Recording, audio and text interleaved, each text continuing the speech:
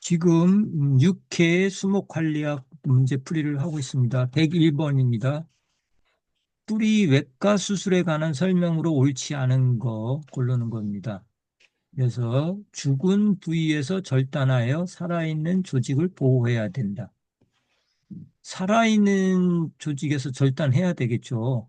뿌리 외과 수술이라는 건 뭐예요? 뿌리가 썩었을 때 그걸 잘라내는 거거든요. 근데 뿌리가 뭐 이렇게 쭉 있다고 치면은 여러 가지로 뭐 이렇게 쭉 뿌리가 있다고 그러면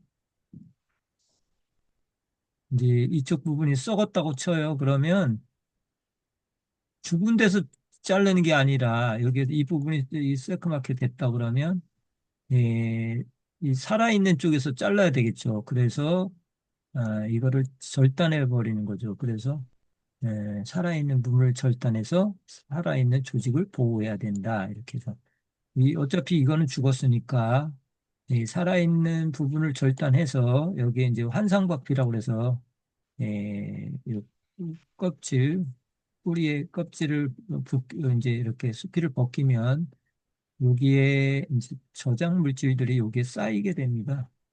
쌓이게 되면서 여기서 이제 잔뿌리가 나고 다시 새뿌리가 나거든요. 여기다가 이제 뭐 옥신 처리를 한다거나 이러면 잔뿌리가 이렇게 나는데 절단할 때는 살아있는 부분을 절단해서 살아있는 조직을 보호해야 되고요. 그 다음에 죽은 뿌리를 제거하거나 또 제거하거나 뿌리 외과 수술이라는 거는 잘라내는 거, 죽은 거를 잘라내고 또 조금 전에 얘기한 것처럼 살아있는 뿌리를 다시 형성하게끔 이제 환상 박피 이런 걸 해갖고 여기서 다시 예, 새로운 뿌리가 내리도록 유도하는 것이 외과 수술이 되겠습니다. 절단한 뿌리를 박피한 후 밝은 촉진제인 옥신을 이제 발라주고 상처 도포제도 발라줍니다. 옥신이라는 거는 밝은 촉진제입니다. 그래서 잔뿌리가 이게 나오고요. 상처 도포제는 상처가 날 수 있으니까 상처가 났으니까 균민들이 침입을 못하도록 발라주는 겁니다. 그래서 환상박피라는 거는 이제 뿌리를 이제 절단한 부분에 그분에 이렇게 돌려가면서 체간도까지 이제 이렇게 우리 버들피리 이렇게 벗겨내듯이 이렇게 벗겨줍니다. 그러고 밝은 데를 이렇게 하면 이 위에서부터 탄수화물이 저장하듯 이제 내려오죠. 내려서 요 부분에 많이 모입니다. 요 부분에 현상박피 그 윗부분에 많이 모여서 여기서 잔뿌리가 나와서 이렇게 뿌리 수술을 하고 있습니다. 그다음에 수술 후 대매우기 시에는 흙을 이제 파내고 뿌리 외과 수술했어요. 그 다음에 다시 넣을 때는 에, 퇴비를 넣는 게 좋습니다. 완숙된 퇴비를 사용해야 돼요. 미부숙된 거 되면 어떻게 한다고 그랬어요? 기아 질소 현상이 나타난다고 그랬어요. 그죠? 그래서 완숙한 퇴비를 이렇게 통풍도 잘 되고 그러니까 공기가 잘 통할 수 있게끔 아, 이제 부피가 한 10% 정도 다밥이 되지 않도록 그래서 공국이 많이 생기도록 이렇게 유기물은 10% 이상 되도록 해주는 게 좋습니다. 그다음에 뿌리 조사는 수관 낙수선이라고 해요. 나무가 이렇게 있다 그러면 수관이 있고 나무 줄기가 있다 그러면 요 이게 이제 수관 바깥으로 빗물이 떨어지잖아요. 여기 동그랗게 요거를 수관 낙수선이라고 그러는데 외과 수술할 때도 요 낙수선을 기준으로 해서 이렇게 이제 점점점 해 들어갑니다. 바깥에서부터. 그래서 이제 잘라내고 아까 얘기한 것처럼 잘라내고 환상부합피하고 옥신 분무하고 성초도부제해서 새로운 뿌리가 내리도록 합니다. 수관 낙수선이라고 그러고요. 여기서 보시면 뭐 자마 해설에 보시면 자마라는 게 있습니다. 자마. 자마. 자마하고 또 뭐가 있어요? 두 가지 주로 이제 비교하는 문제가 많이 나오거든요. 자마, 부정화 이렇게 많이 나오는데 자마는 이제 눈은 있는데 활동을 못하고 있는 싹 트지 않은 눈을 얘기합니다. 예를 들어서 이렇게 나무가 이제 있다가 싹을 눈을 틔웠는데 얘가 여기 뭐 이제 이렇게 줄기 쪽에 눈을 틔웠는데 이게 크면서 눈을 가리거든요. 그럼 얘가 이제 가려서 못 나오고 있어요. 그래서 얘들 이런 거 같은 경우는 이제 뭐 이제 직경 생장을 하다 보니까 눈을 났었는데 이렇게 또 하다 보니까 눈이 가려지게 되거든요. 이제 싹트지 않은 눈이 있다가 숨어 있다가 어, 이제 나이테가 추가할 때마다 숲 밑으로 매년 이제 자라나온 그런 것들이 있는데 이런 것들이 이제 자마 싹트지 않은 눈을 자마라고 휴머나 똑같은 얘기입니다. 그래서 이것이 이제 나중에는 뭐로 된다고요? 맹아지나 도장지로 됩니다. 맹아지라는 거는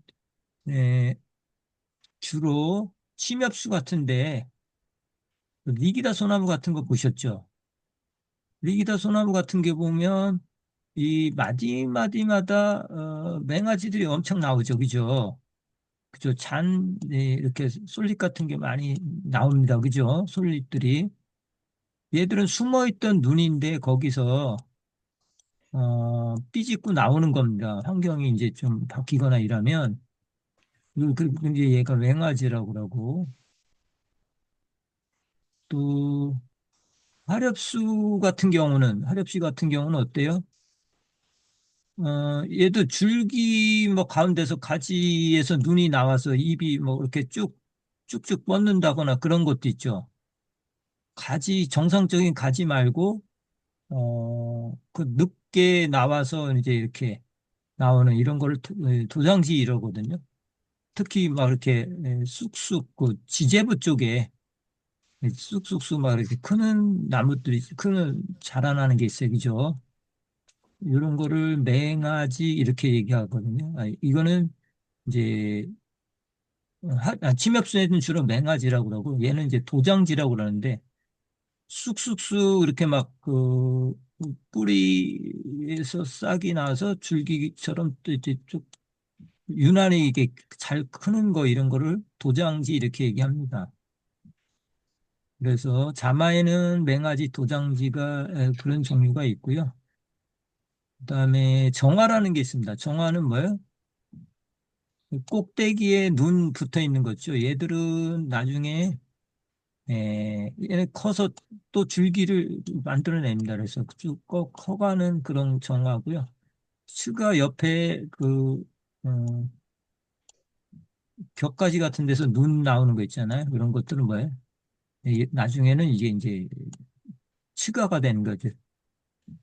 옆에 측지를 만드는 거죠. 그다음에 꽃눈이 있습니다. 꽃으로 자라는 눈이 있고, 그다음에 이제 부정화가 있습니다. 자마하고는 또 틀린 거고요. 얘들은 전지 같은 거를 하잖아요. 그러면 얘들은 뭐 양보줌 나무 뭐 이런 것들 있잖아요. 예를 들어서 에, 이제 두조를 했다. 위에 부분을 두조를 했다. 그러면 어떻게 해요? 이 형성층 부분에서 많이 막 이렇게 쭉쭉쭉 나오죠. 얘들은 눈에서 생긴 건 아니고 이 그 형성층에서 주로 나오는 갤러스 유압 조직이라는 게 있었다고 그랬잖아요. 거기서 주로 나오는 겁니다. 그래서 얘들을 부정하라고 하고요. 그러면 잠하고 뭐가 틀린 거예요? 얘들은 휴면화, 그러니까 눈은 원래 있었던 거고, 얘들은 눈이 없었던데, 그냥 상처가 났거나, 뭐, 전정을 해서, 이게 이제 갤러스 조직에서 나와서, 뭐, 이렇게 가지도 되고, 뭐, 이렇게 나오는 싹인데, 얘는 원래 눈은 아니었잖아요. 그죠? 그래서 자마는 이 아운이라는 그 눈이었으니까 눈이 있던 자리가 나타나는 게 자마고요. 부정화는 그런 게 없습니다. 당연지에서 이제 부정화는 당연지에서 나왔기 때문에 아운이 없다는 게 차이점이고요. 아까 얘기한 도장지는 어디에 속해요? 자마에 속하죠. 자마에 도장지, 맹아지 이렇게 속한다고 그랬어요. 맹아지 중에서 생장이 특히 이렇게 빠른, 그래서 그 해만큼 이렇게 적당히 자라야 되는데 막 웃자라고라는 거를 도장지 이렇게 얘기를 합니다. 아시겠죠? 자마, 부정화 구분하셔야 되고 자마에는 맹아지, 도장지 뭐 이런 게 있다. 자마 그러면 부정화는 어떻게 구분하느냐? 아운이 있냐 없냐? 얘는 자마는 숨어 있던 눈에서 나온 거고 부정화는 정해진 곳이 아니라 상처가 난 곳 이런 데서 갤러스 조직이 형성층에서 나오면서 이게 싹이 나온 거를 얘기하는 겁니다.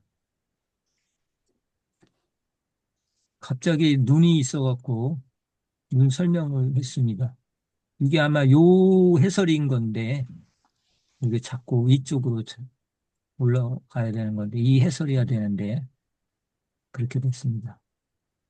그래서 해보도록 하겠습니다. 102번 도장지가 발생하는 부위로 오른 거는 뭡니까? 도장지가 발생하는 부위로 오른 거. 1번 자마, 2번 정화, 3번 측아, 4번 하와, 5번 부정화. 뭐라고 그랬어요? 지금 설명했잖아요. 자마. 자마에는 두 가지가 있다. 맹아지하고 도장지가 있다. 그렇죠. 자마 종류는 뭐요? 그러니까 도장지. 맹아지에서 나오는 눈이 자마라고요. 왜? 숨어있던 눈이 나온 거다. 이렇게 알고 계시면 되겠습니다. 그다음 부정화는 뭐냐, 그러면? 상처가 난 곳, 뭐 전지를 했다거나 이랬을 때, 갤러스 조직하고 나오는 건데, 부정화 같은 경우는 아흔 같은 게 없다고 했어요.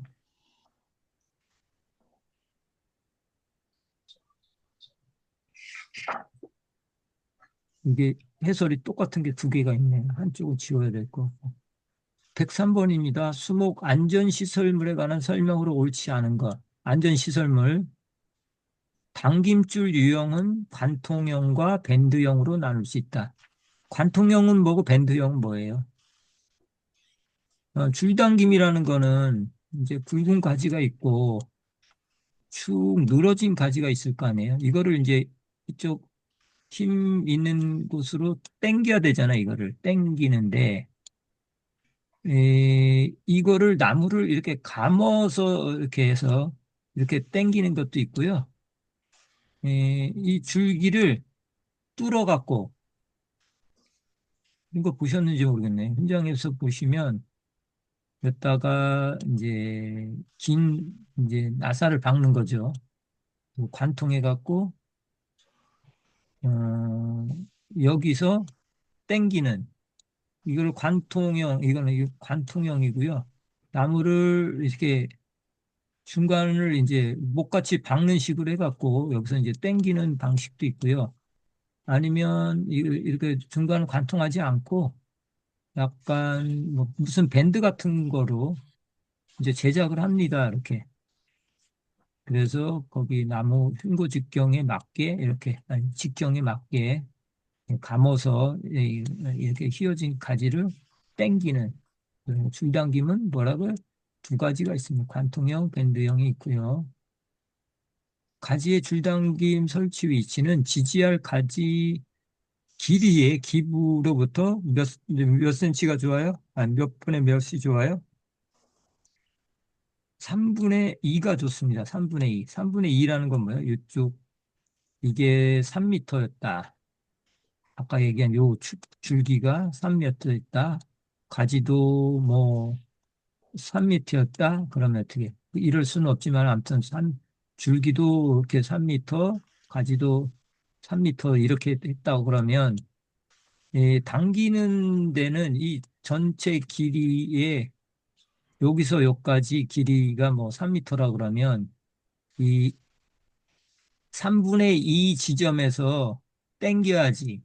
그다음에 이 가지도 3m라 그러면 뭐 2m에서 당겨야지만 힘을 받는다는 얘기예요. 그래서 이제 기부로부터 3분의 2 지점이 좋다 이렇게 해야 돼요.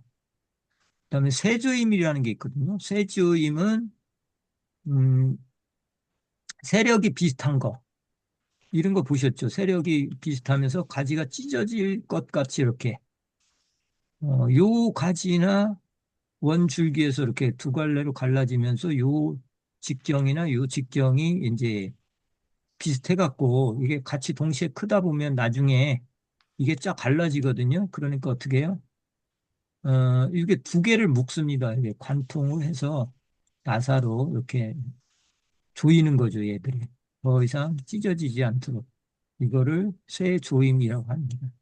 쇠조임이라는 용어는 동일 줄기 세력이 비슷한 것이 찢어지지 않도록 쇠 막대기를 수관이나 가지에 관통시켜 약한 분지점을 찢어지려고 하는 분지점을 보완하는 것이 쇠 조임이 되겠습니다. 4번 지지대는 지상부에 고정하기 전에 가지를 살짝 들어 올린 상태에서 설치한다. 뭐 지지대 같은 경우는 이제 축 늘어진 가지가 축 늘어졌다 그러죠, 그죠?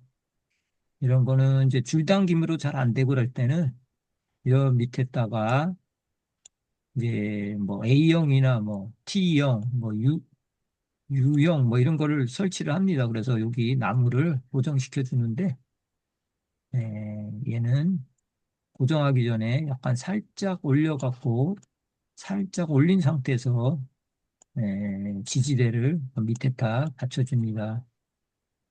그 다음에 줄 당김 설치 시 와이어 로프 등을 팽팽하게 조이기 위해서 중간에 조임 툴을 중간에 사용합니다.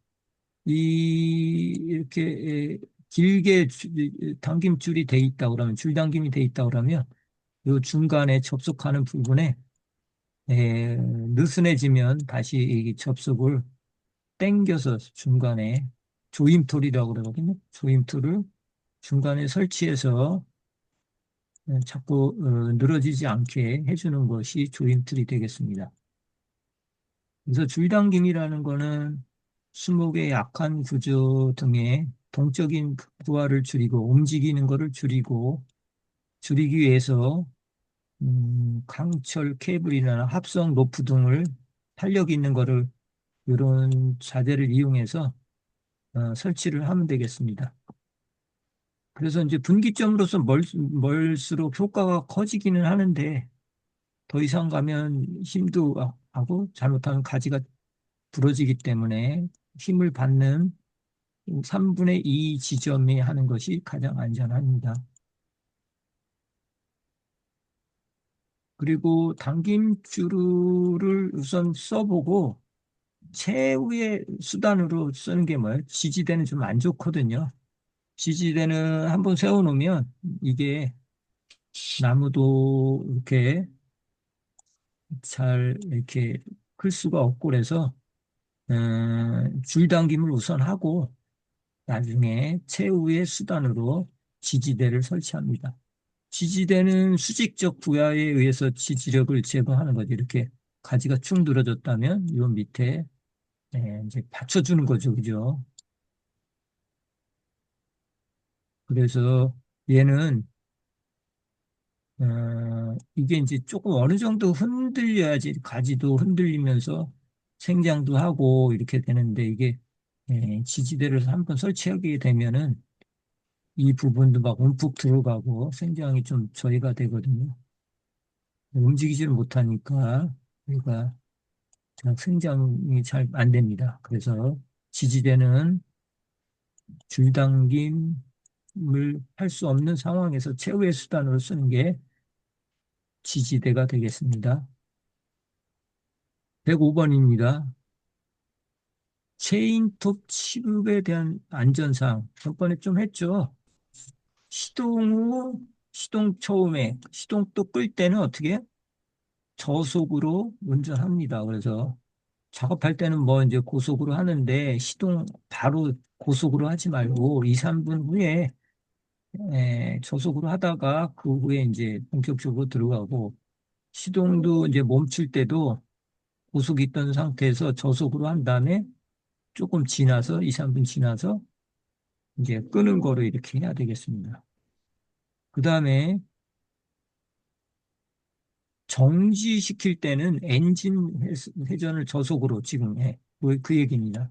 저속으로 낮춘 후에 시작할 때도 저속으로 정지할 때도 저속으로 낮춘 후에 끄는 게 좋습니다.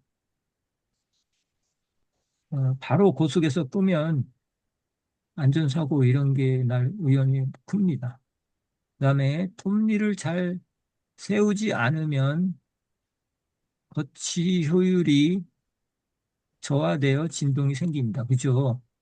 이게 뭐 무슨 칼이나 뭐 이 엔진통, 기계톱 이런 것도 다 날카로워야지 자기 그 성능을 유지합니다. 그래서 이게 뭐 이렇게 잘 갈아야 되는데 톱니를 잘 갈아야 되는데 잘 갈지 않고 하면 이게 잘 자르지도 않고 휴유도 안 납니다. 잘 안 잘려집니다.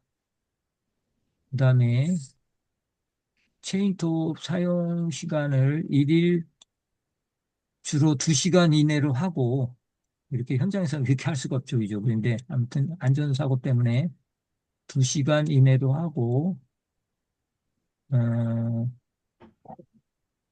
10분 이상은 연속해서 계속 10분 이상 이렇게 가동을 하면 안 되겠습니다.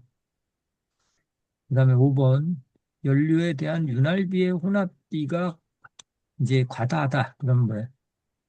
연료하고 혼합비를 썼거든요. 현장에서 보시면 이제 윤활유하고 주로 휘발유를 썼잖아요. 얘들은 휘발유는 50대 1, 40대 1 정도 이렇게 쓰더라고요. 그런데 윤활유를 너무 많이 썼어요. 그러면 이제 막 엔진에 돌아가는데 윤활유가 너무 많이 하다 보니까 흰색 매연이 막 나옵니다. 또 윤활유가 또 너무 적어요. 너무 많으면 매연이 발생하고 또 적으면 이제 윤활유 역할을 못 하잖아요. 엔진을 부드럽게 해야 되는데 과열돼서 타버릴 수도 있습니다. 그래서 적으면 연료에 대한 윤활비가 적으면 그죠? 윤활유의 혼합비가 적으면 엔진 내부 부품이 붙- 눌러 붙을 염려가 있다 이렇게 해야 됩니다.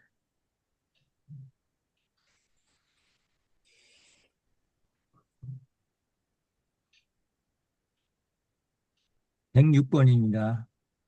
토양 내 통기 불량에 대한 설명으로 옳지 않은 것. 1. 토양이 과습하면 산소 확산이 저해된다. 그렇죠. 과습하게 되면 어떻게 해요? 산소가 줄어들게 되겠죠. 그죠? 과습하면 공기가 없어서 산소가 당연히 못 들어오고요. 아까처럼 유기물을 첨가하면 통기성이 공급이 많이 생겨서 통기 불량을 개선할 수가 있습니다. 보행자의 다bab으로 토양의 용적 밀도가 감소합니까? 증가하죠. 그죠? 그러니까 어떤 토양이 이렇게 일정한 면적이 있다면 용적 밀도는 부피분의 토양의 무게잖아요. 근데 다밥이 된다는 거는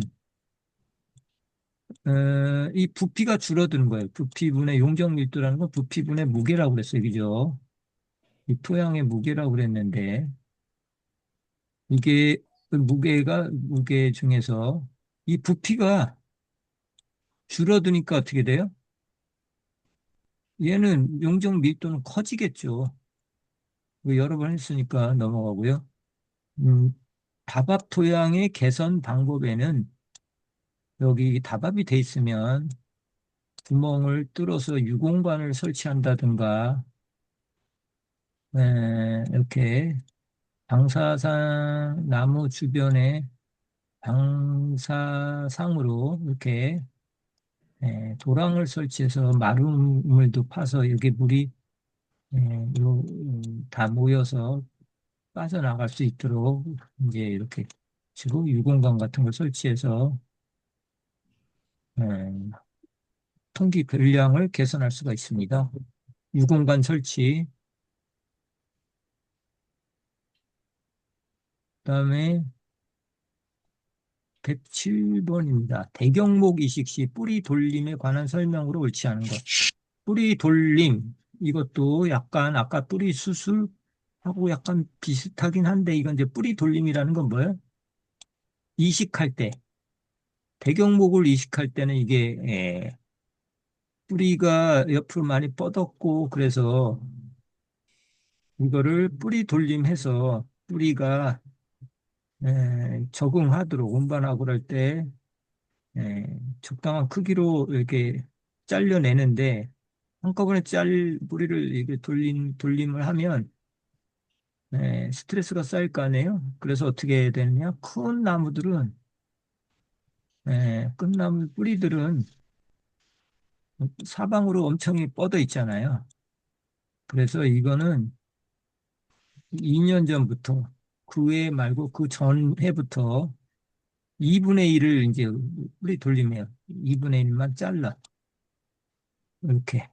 다 자르는 게 아니고 중간중간 2분의 1을 자르고, 그 다음에 이제 1년 적응시키고, 그 다음에 이제 또 한번 잘라서 그때 눈을 뜨는 거죠. 왜 그러는 거예요? 적응시키느냐고 그렇게 합니다.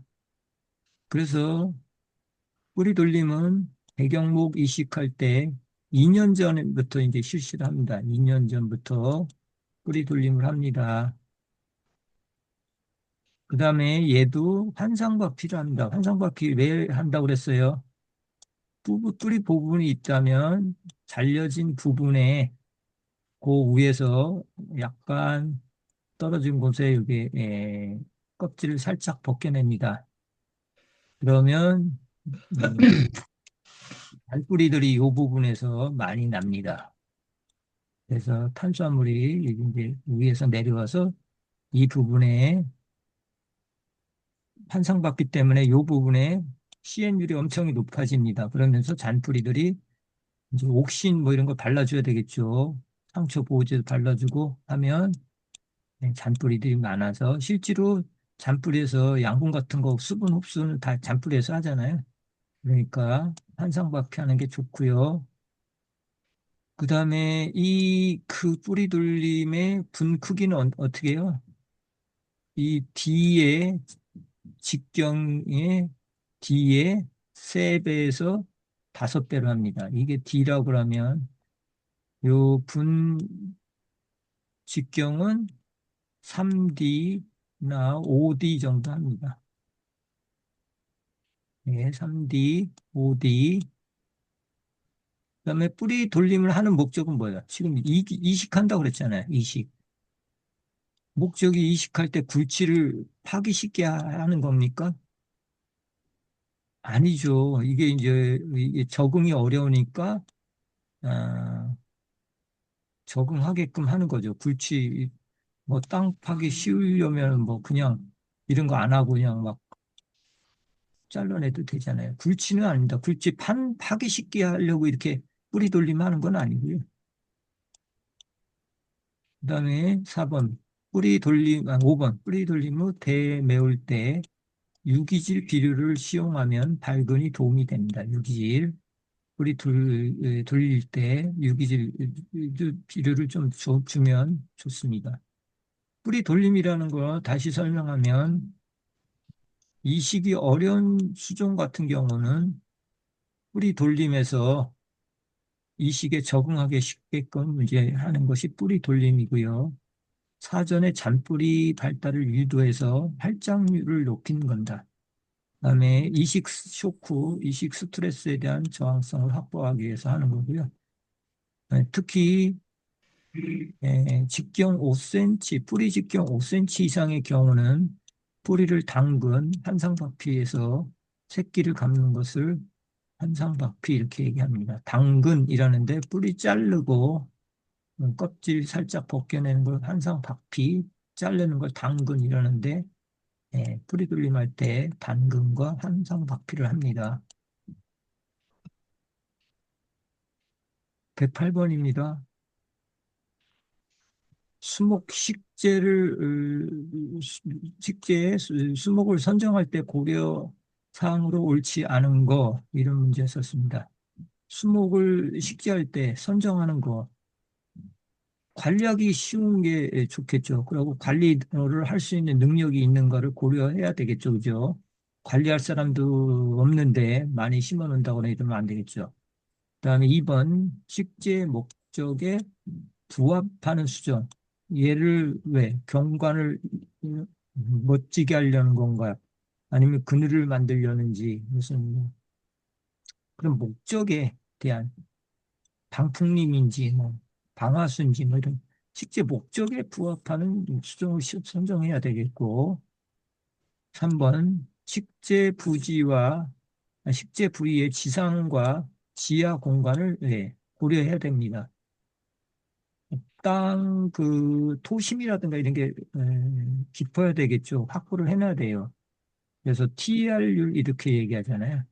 TR율이 1대1 정도는 돼야 됩니다. 이 하고 뿌리하고 비율이 위에 부분 차지하는 거하고 뿌리 차지하는 거니까 에, 이 위에 부분만 무성하고 뿌리는 공간이 없다고 그러면 살 수가 없겠죠. 그래서 지상과 지하 공간을 고려해야 됩니다. 4번 순목의 유전적 생장 습성은 고려할 필요가 없다. 유전적으로 얘가 추위에 잘 견디는 건지 뭐 네? 습한 데서 잘 견디는 건지 이런 거 적지적소에 대한 걸 고려해야 되겠죠. 얘 수목의 유전적 특징이 가장 중요하잖아요. 꼭 고려를 해야 되고요. 5번 복잡한 도시 환경에서는 미세 기후가 중요할 수 있다. 그렇죠. 미세 기후에 잘 견디는 수종을 심어야 되겠죠. 쉬우니까 그냥 넘어가겠습니다. 다음은 속과 배기하고 가지치기 구분을 하는 겁니다. 그래서 여기서는 속과 배기, 환경 개선을 하는데 속과 배기 효과가 아닌 거. 속과 배기 하면 어떻게 해요? 고사목 발생을 방지하겠죠, 당연히. 그다음에 속과 배기라니까 하층 식생, 그 밑에 사는 식생들이 유입이 되겠죠. 그다음에 입내 온도가 상승합니다. 그죠? 속과배 하게 하면 어떻게 해요? 햇빛이 그 속까지 들어가게 되겠습니다. 그죠? 무성하면 어떻게 해요? 햇빛이 들어가지 않으니까 저기 하는데 속과배기를 하면 토양 온도가 상승됩니다. 옹이 없는 목재 생산? 이거는 속과배기가 아니고 속과배기라는 건 밀집돼 있는 거를 잘라내는 거잖아요. 그죠? 중간중간을 이렇게. 이거 옹이 없는 건 뭐예요? 가지치기에 대한 설명입니다. 가지치기. 옹이가 없다라는 거 뭐야? 그래서 옹이가 나와서 격가지가 나오면 어떻게 해요? 어릴 때 잘라줌으로써 나중에 이 목재를 초살도 작은 목재들 쓸 수가 있잖아요. 가지치기를 하면 어떻게 돼요? 초살수는 낮아지겠죠. 낮아지면서 좋은 건 뭐예요? 이런 건 목재로 위아래가 상부 하부가 굵기가 똑같고 이게 중간중간에 옹이가 없는 건 뭐예요? 가지치기를 하면 그렇게 됩니다. 가지치기를 하면 초살두가 작아지면서 옹이 없는 목재를 생산할 수 있습니다. 그 다음에 속과배기를 하면 입내 환경이 개선하게 되겠습니다. 속과배기, 가지치기 쉬우니까 한번 읽어보시면 되겠습니다. 속과백이라는 거는 수관율입니다. 수관율, 울이 아니고 울패도라고 그래요. 수관 울패도라고 그러는데, 수관 울패도 맞네요.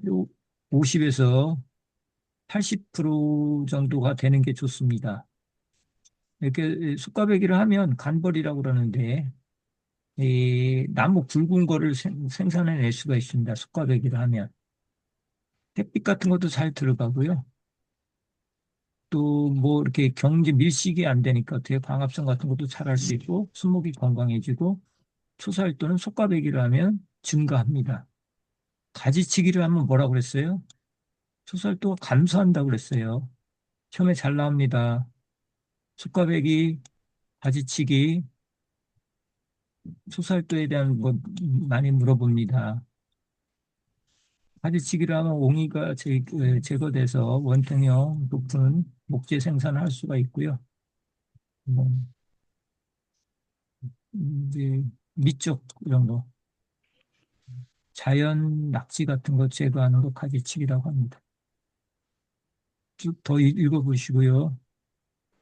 110번입니다.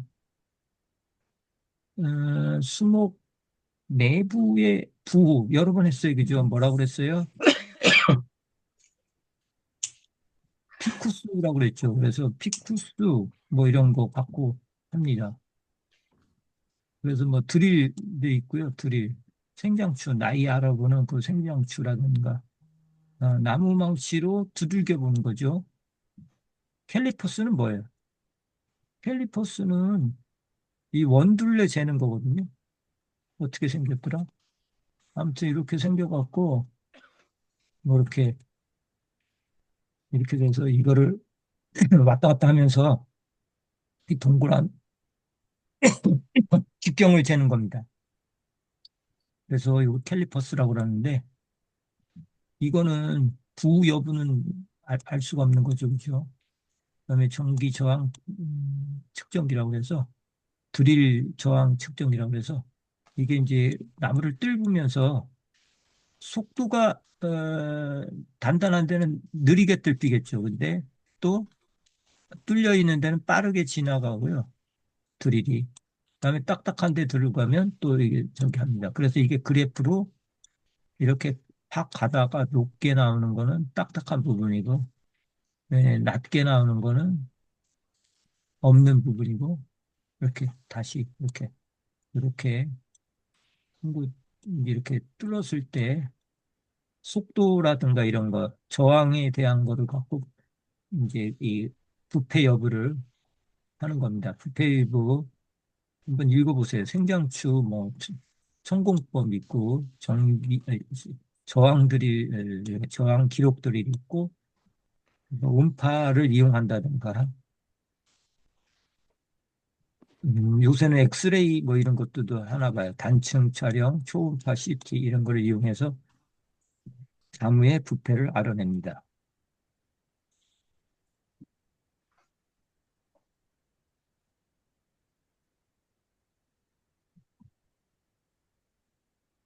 방풍림에 대한 문제입니다. 방풍림. 많이 나왔죠, 방풍림. 겨울철에는 한풍으로 차가운 바람으로부터 어린 묘목을 보호해준다. 맞고요. 방풍림은 주풍 방향의 직각으로 배치해야 할 효과지, 그죠?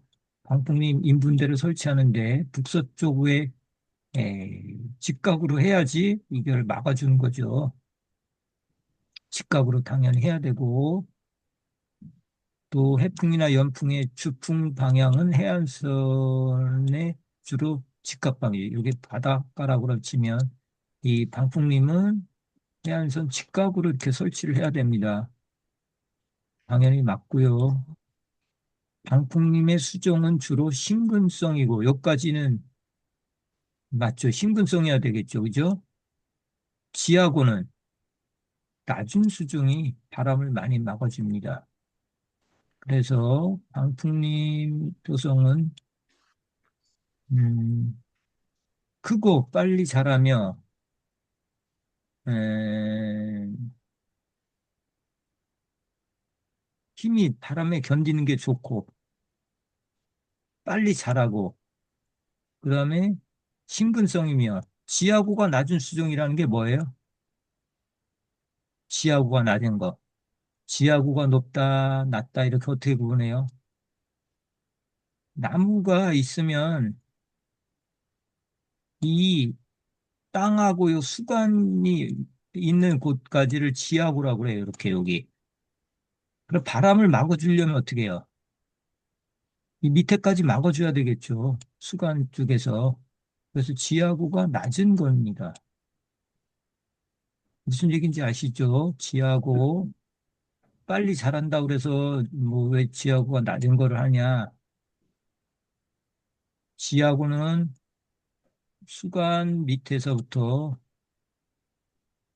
이를 지상부고 이건 지하부라고 합니다. 수관 입이 달려있는 그 부분까지 해서 이 땅, 그 사이를 지하부라고 그러는데 그게 낮아야지 바람을 잘 막아줍니다.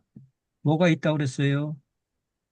참나무, 편백, 개송, 낙엽송, 전나무, 가시나무, 참나무, 느티나무, 포플러 이런 것들이 방풍림으로 이용됩니다.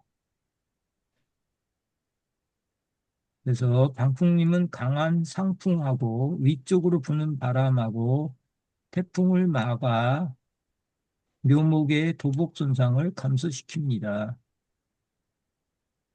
아주 쉽죠, 문제.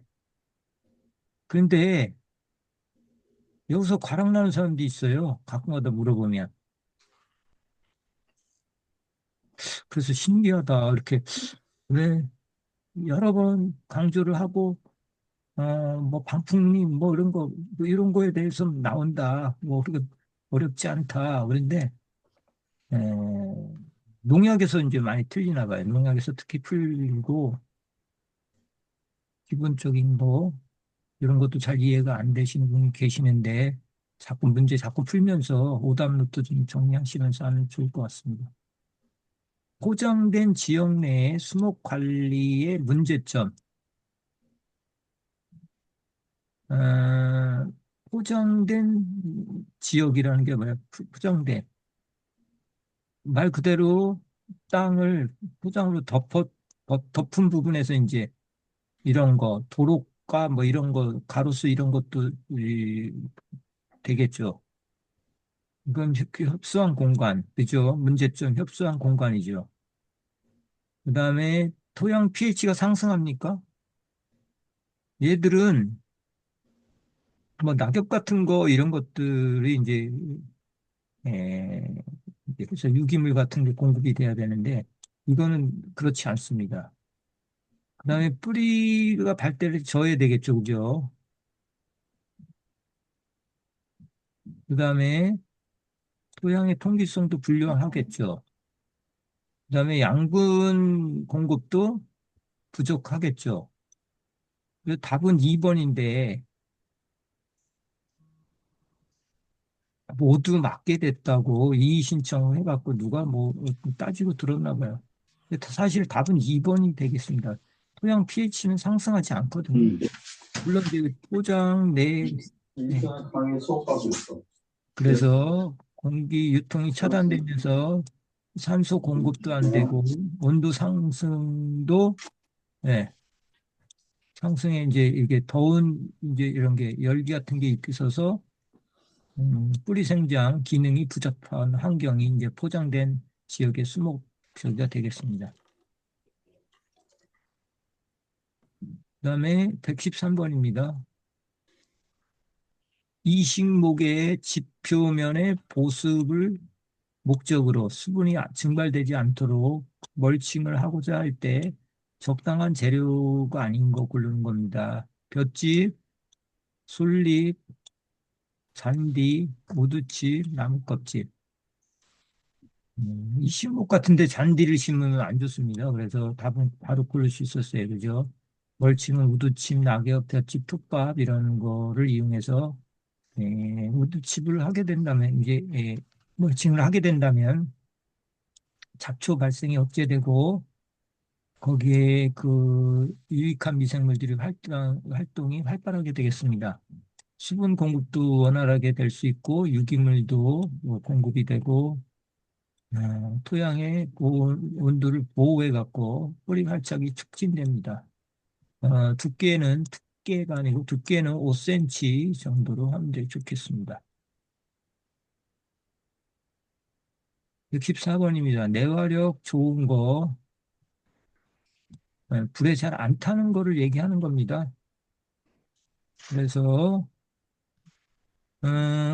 해설부터 보겠습니다. 내화력이 약한 거, 강한 거, 약한 거.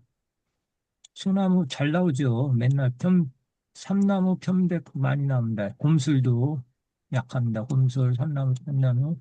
용나무도 자주 나왔죠. 부실밭잡나무, 유카리, 아카시나무, 벚나무, 능수버들, 벽오동, 참중나무, 조리대 이런 것들이 약합니다. 조리대. 벚나무 많이 나왔죠. 강한 거는 읽어보도록 하시고 답은 뭐가 되겠어요? 여기 이제 그 여기서 보면 편백이 탈락이죠. 벚나무도 탈락. 2번은 뭐가 탈락이에요? 삼나무 탈락이죠. 그죠? 벽오동 탈락이고. 그다음에 호피향나무, 네, 강합니다. 분비나무 강하고요. 용나무가 약하다고 그랬어요. 용나무 잘 나온다고 그랬어요. 가뭄비바는 강하고 은행나무 강하고 아베나무 강해서 답은 4번이고요. 약한 게 여기서는 아카시나무도 약하고요. 네, 그렇습니다.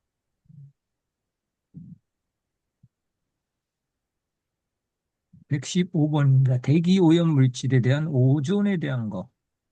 지금 여러 번 펜 오존 지금 한 네다섯 번 하고 있어요.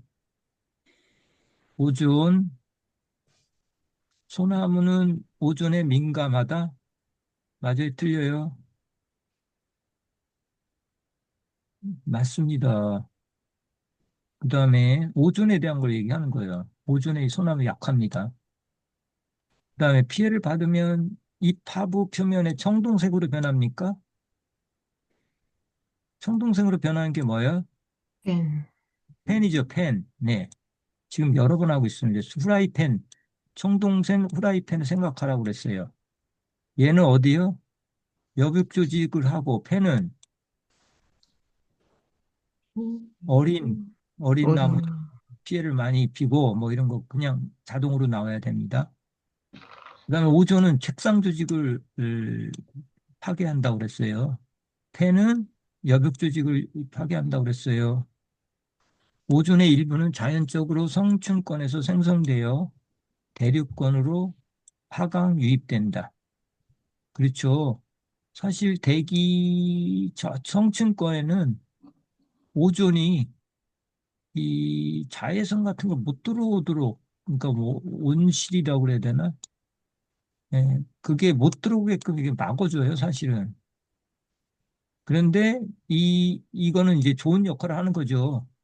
온실 역할을 하니까. 그래서 이 더운 공기 같은 게 빠져나가지 못해서 온실 역할을 하는데, 사실 이 우리 대륙권에 있는 지구 근처에 있는 건 뭐예요? 이 오존은 피해를 입히는 거죠.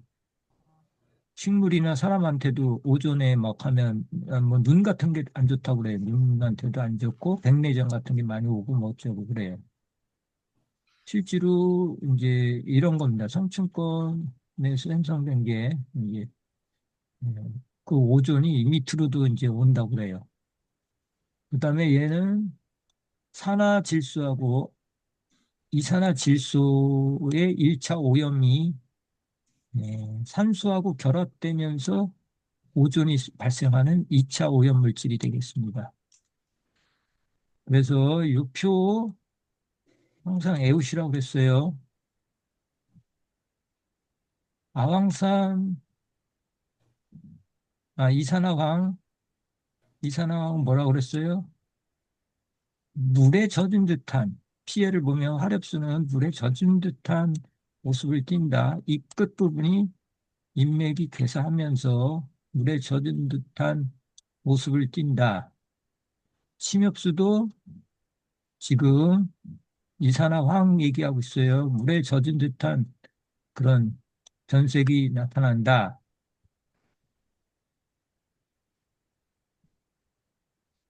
아질산은 어때요? 질산 공유는? 질산은 약간 회색 느낌 안 나나요? 입 가장자리가 괴사하고 얘도 여북 조직을 피해를 입힙니다. 침엽수는 이 끝이 젓갈색, 자홍색 이렇게 되고 고사부와 건강한 부위가 또렷하게 나타나는 게 아질산. 지금 얘기하는 오존은 주근깨를 생각하라고 그랬어요. 우리도 햇빛 많이 보면 주근깨 많이 발생하는 것처럼 생긴다고 그랬어요. 어두 조직, 책상 조직이 파괴가 되고 백색화 현상이 일어난다고 그랬어요. 침엽수는 황화현상 반점이었다고 입이 작아집니다. 외상화되고요. 팬입니다. 팬은 성승립에서 피해가 있다고 그랬어요. 입 뒷면에 청동색으로 변하고 여백 조직 피해가 많다고 그랬어요. 불소. 불소는 이 끝이 황화되고 입 가장자리 확대되면서 중력을 따라 안으로 황화 조직이 되고 고사한다.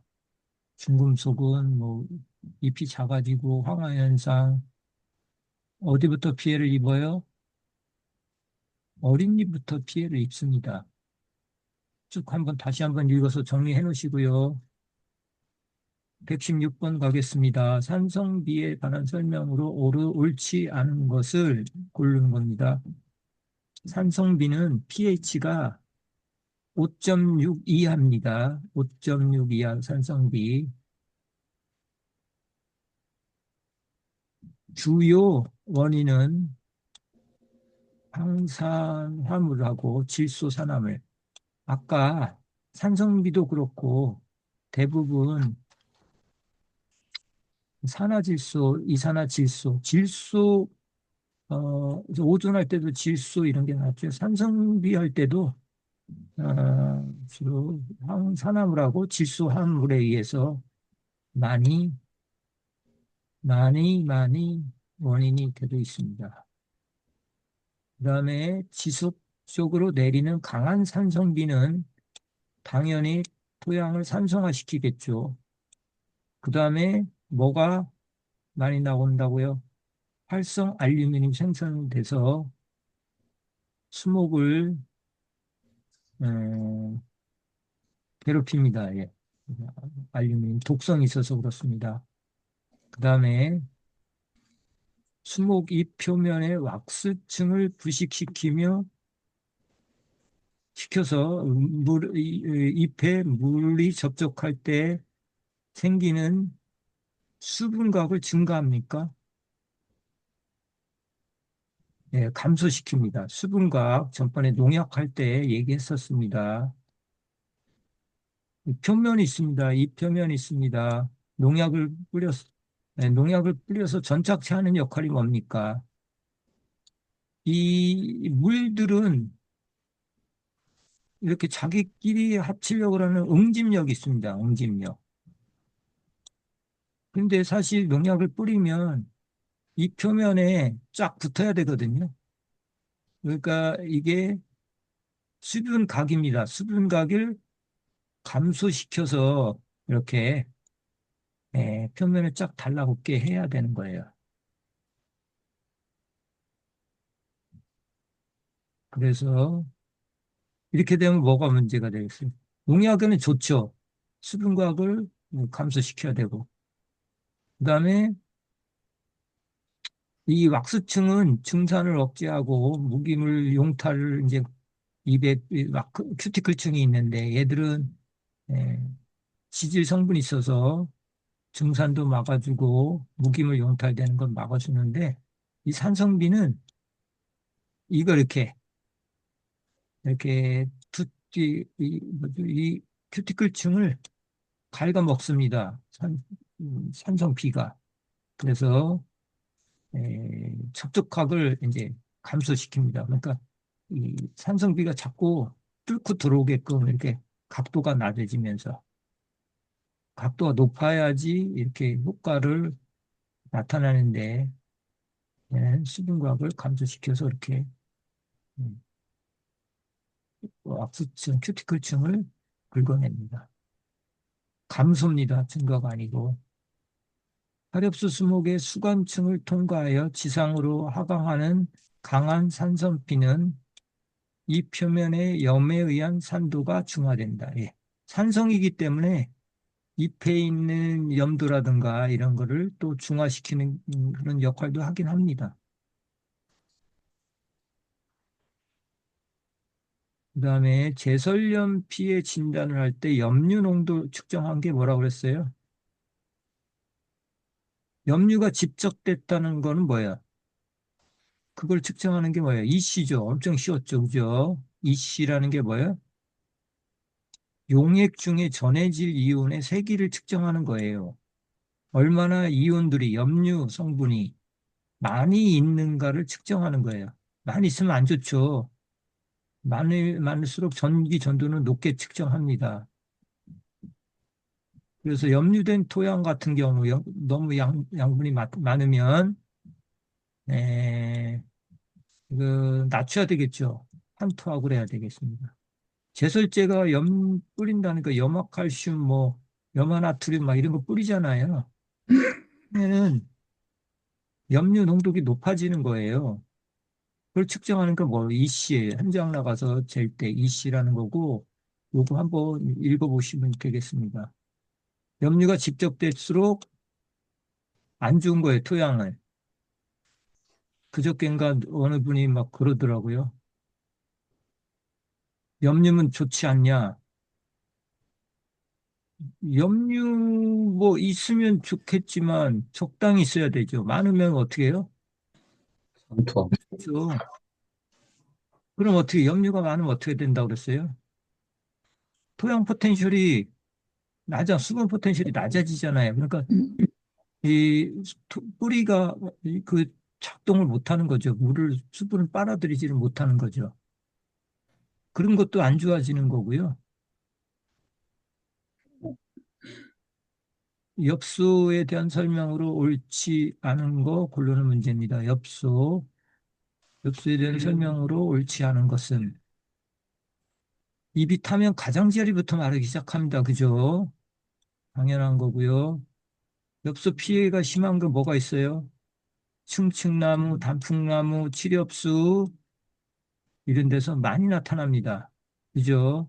왜요? 네. 뿌리가 얇아서 그렇습니다. 그죠? 쉬웠죠? 여름철 더운 날 주변의 통풍을 도모하여 기온 상승을 막아준다. 바람이 잘 통하게 선선하게 해주면 엽서 피해가 입이 마르는 게 타는 걸 막아줍니다.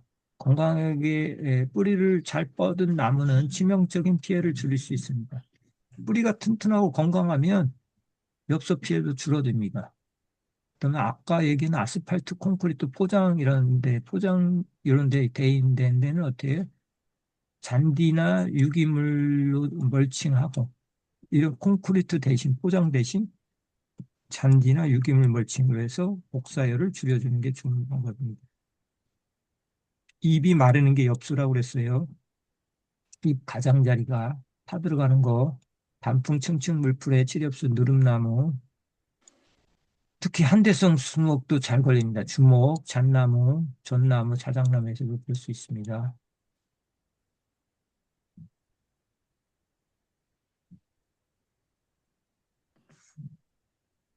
기상에 대한 피해 원인과 결과.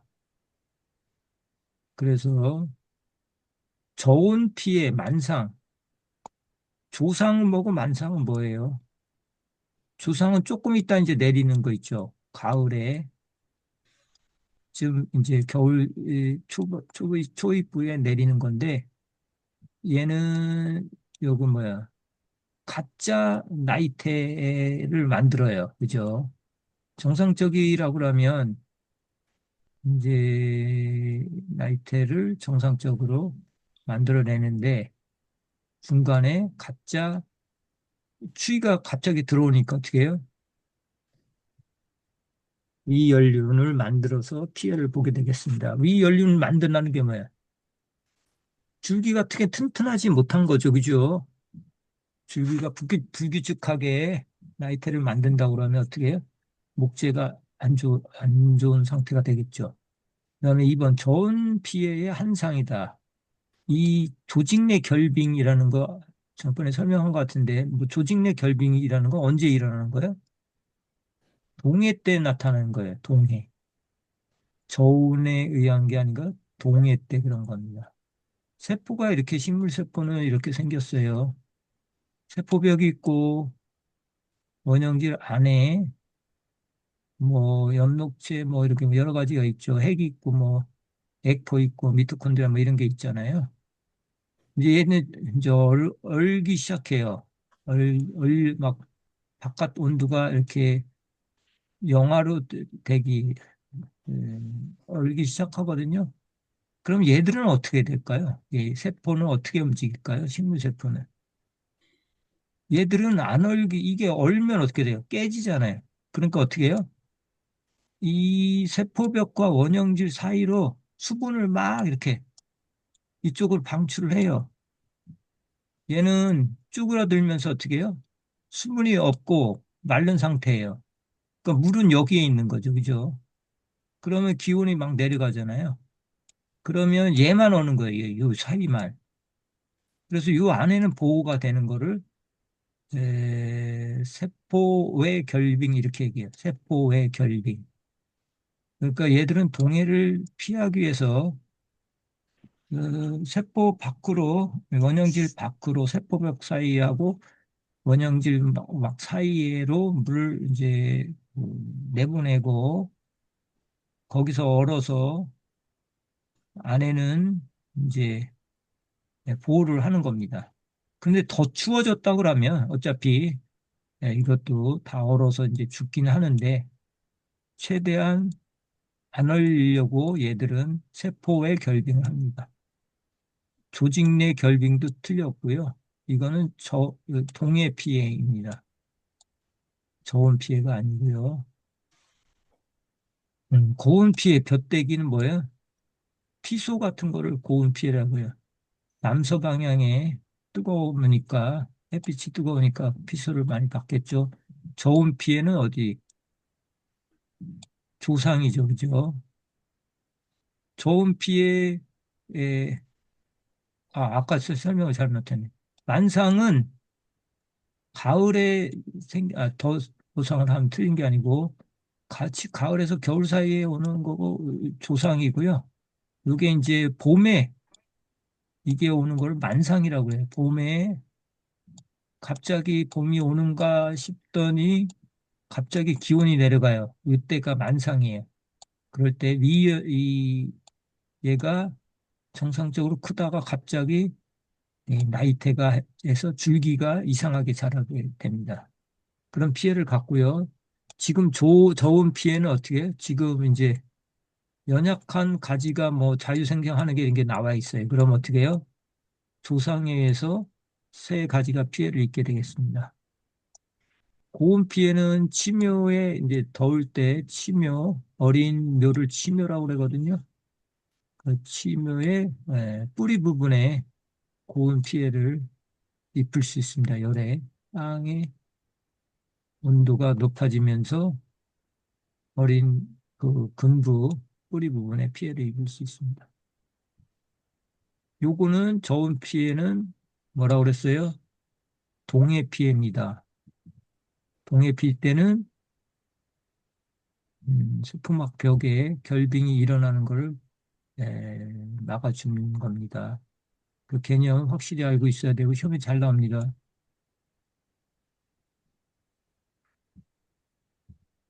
120번입니다. 주풍과 그 피해에 관한 설명으로 옳지 않은 것. 주풍. 주풍은 외워두셔야 됩니다. 주풍은 뭐라고요? 10에서 15mm, 15m per sec입니다. 초당 10m, 15m 갑니다. 주풍은 잎이나 줄기의 일부를 탈락시킵니다. 약간 태풍보다는 이렇게 조금 약한 바람이라고 생각하시면 되겠습니다. 그 다음에 주풍은 지속적으로 불면 조금 강한 바람이니까 잎목 생장을 저해합니다. 침엽수는 뭐를 한다고 그랬어요? 아침상 이렇게 해오시라고 그랬어요. 침엽수는 침엽수는 응, 이상제에서 상방평심 생장을 한다. 이렇게 상방평심을 한다. 하방평심이 아니고 됐어요. 여러 번 했으니까 금방 넘어갔어. 수묵은 일반적으로 주풍으로 굳게 되고 수관 하부는 편심 생장을 하게 됩니다. 음.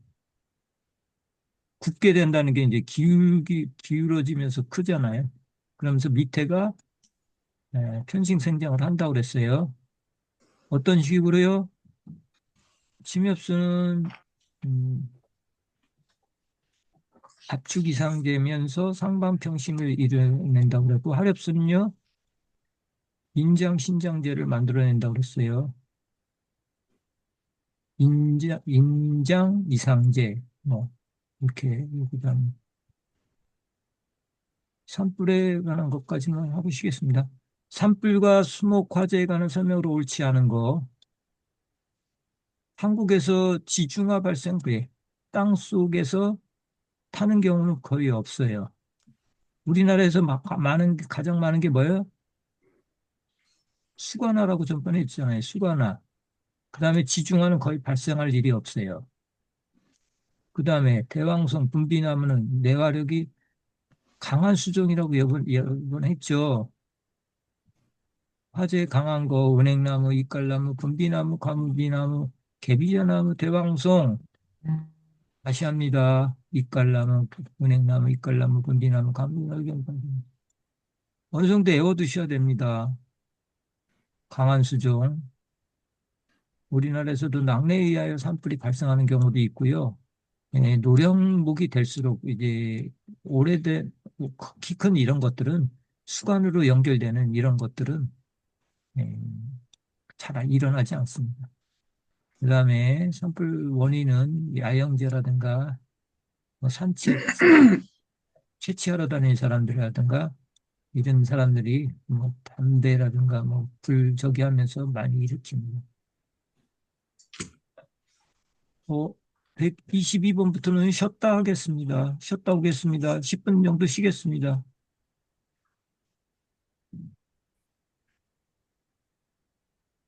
122번입니다. 내한성이 높은 수종. 내한성이 높은 거는 추운 지방에서 잘 사는 거를 얘기하는 겁니다. 그래서 한대림에서 잘 자라는 수종.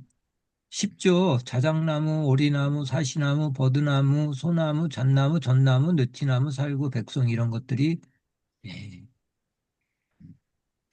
잘 삽니다.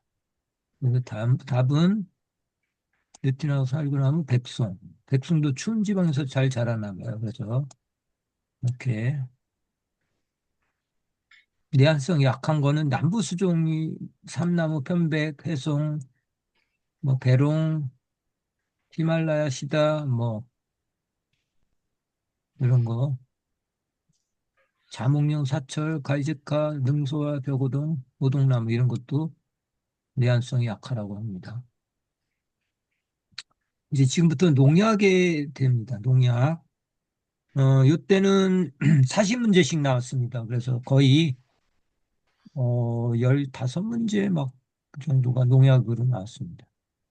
그 농약을 지금도 범위가 거의 뭐 우리 25문제가 나는데 거의 11문제, 12문제 거의 반이 농약입니다. 그래서 농약 외우시라는 거 좀 잘 외워놓으시고 그러면 점수 좀 올라갈 수 있습니다. 그런데 안 해오시고 엉뚱한 거 갖다가 뭐 하고 그러시면 외워지지도 않고 잘 그럴 겁니다. 그래서 문제 났던 거를 우선적으로 정리를 해 놓으시고 공부하시면 좋겠습니다.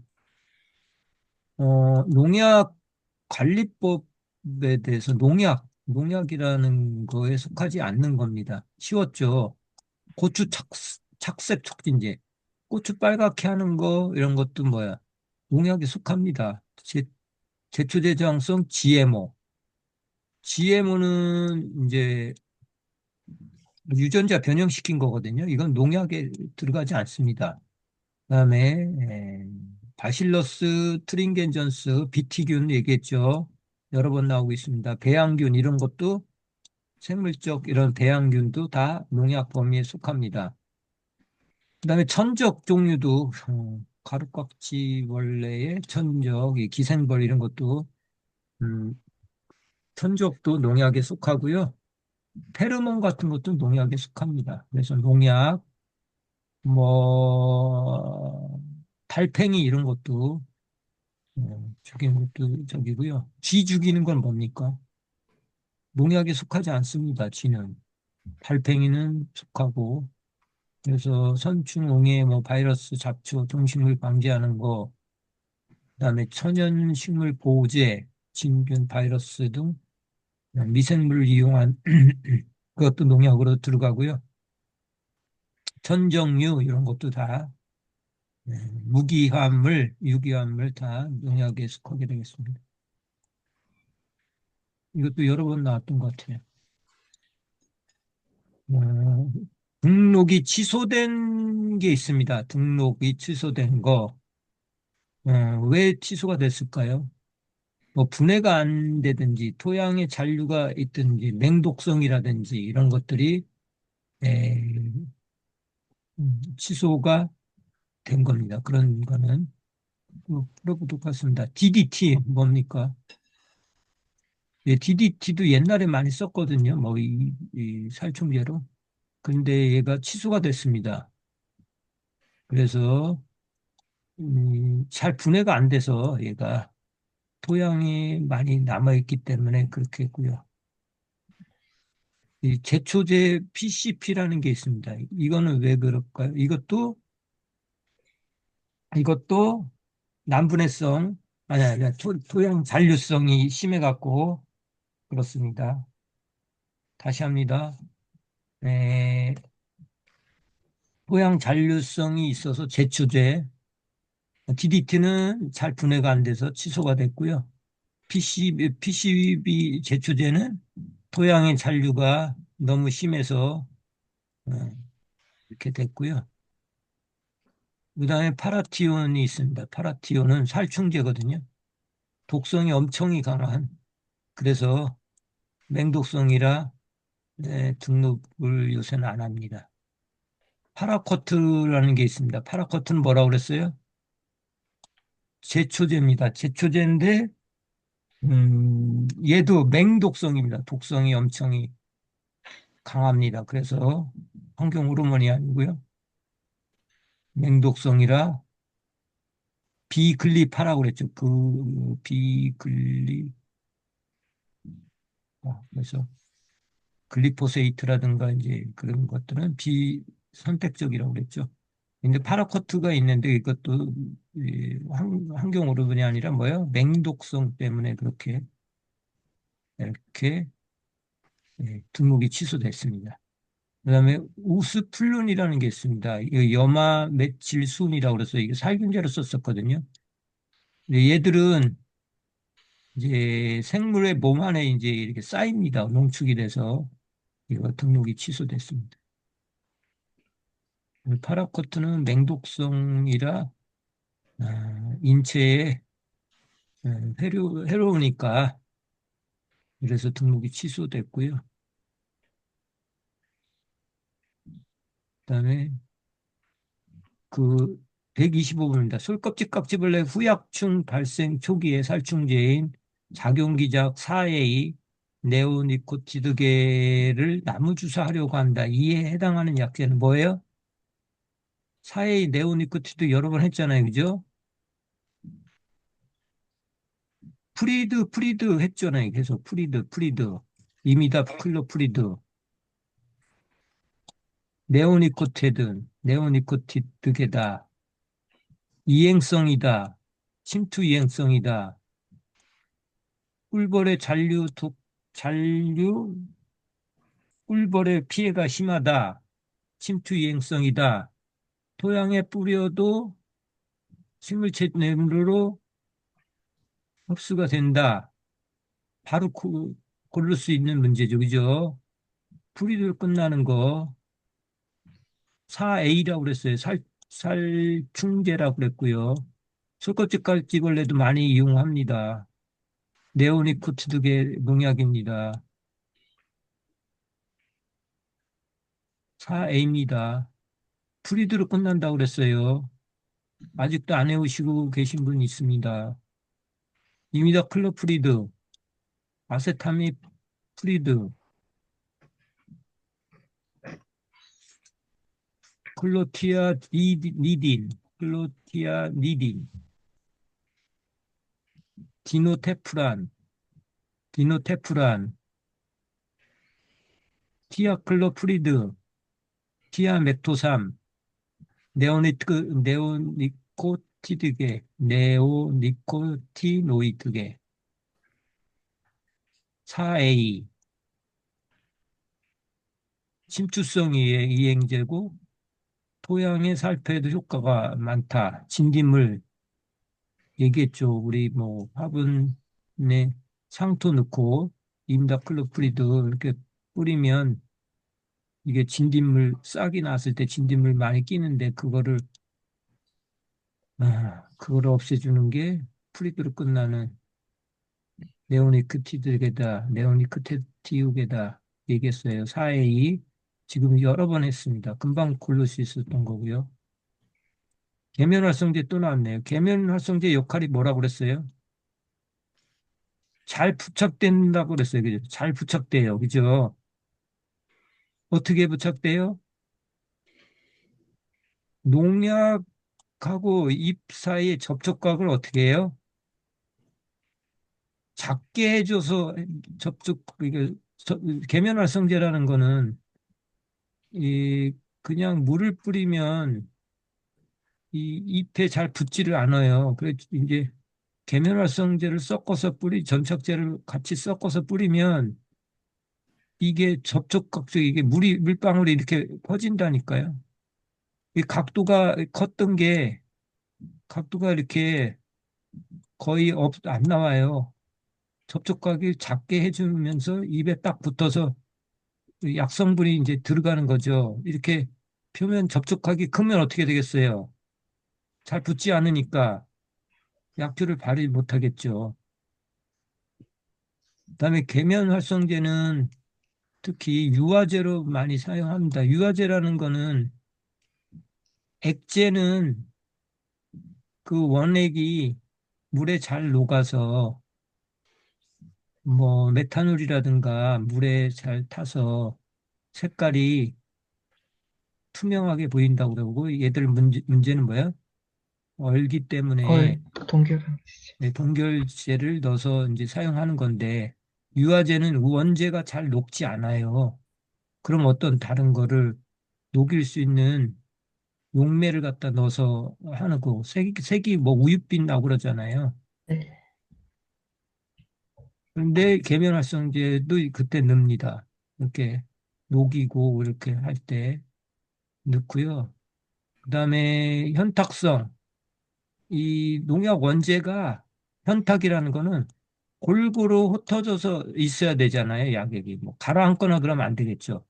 그 가루 성분들이 원재들이 골고루 떠서 골고루 섞이는 걸 현탁성이라고 그래요. 이 계면 활성제는 그런 현탁성을 높여주는 거예요. 그다음에 표면 장력을 낮춰줘요.